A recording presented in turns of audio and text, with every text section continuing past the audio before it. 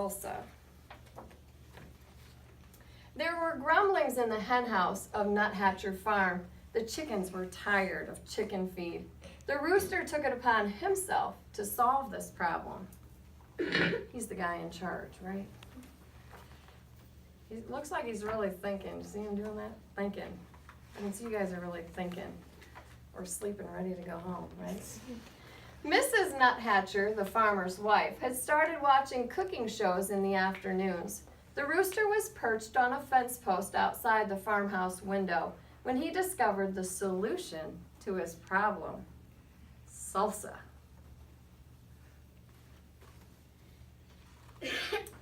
Led by the rooster, the chickens crept into the garden, where they took tomatoes and uprooted onions.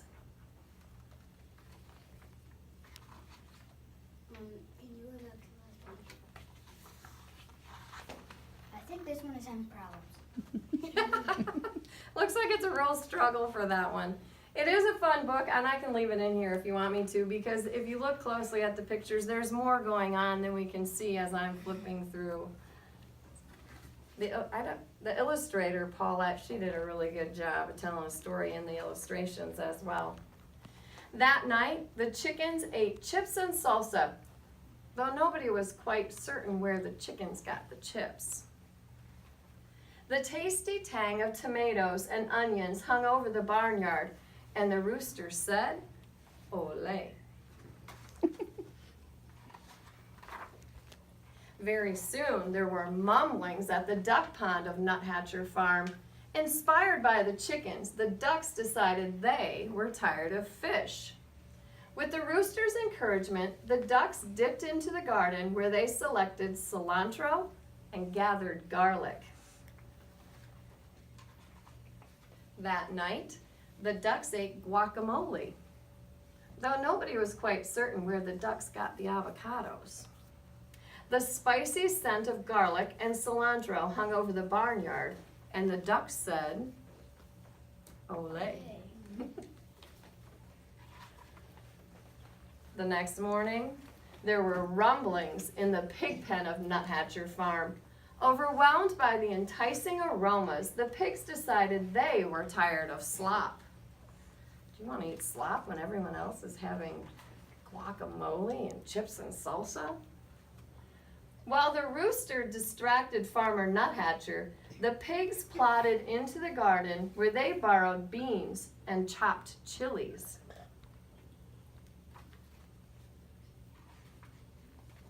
That night, the pigs ate nachos, though nobody was quite certain where the pigs got the nacho cheese sauce. The delightful deliciousness of cheese and chilies hung over the barnyard, and the pigs said, "Ole." Now you've got it. As everyone knows, when a passion for Southwestern cuisine takes hold of farm animals, and so many sumptuous, spicy, savory scents collide in the barnyard air, it can only lead to one thing: fiesta. You know what a fiesta is? Party. Yeah.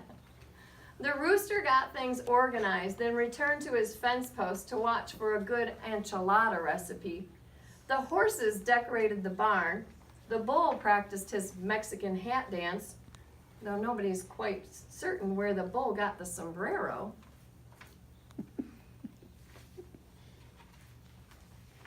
And the chickens, ducks, and pigs snuck into the garden.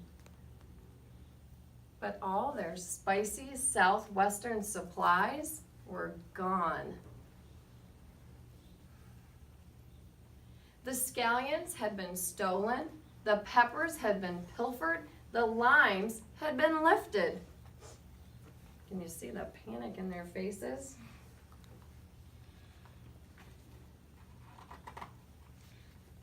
But there were slurpings in the kitchen at Nuthatcher Farm. Stirred by the succulent smells in the barnyard, Mrs. Nuthatcher had decided to make tamales for the county fair. A saucy sweetness hung over the farmhouse kitchen as Mrs. Nuthatcher said, "Ole."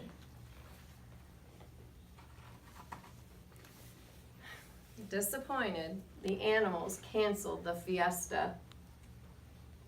That evening, the chickens ate their chicken feed, the ducks ate their fish, and the pigs ate their slop.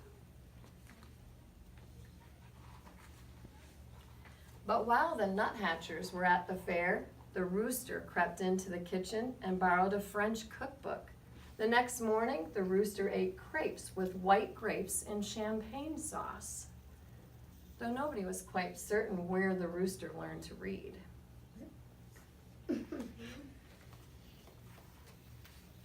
A satisfied smile stretched over the rooster's beak, and the rooster said, "Ooh la la."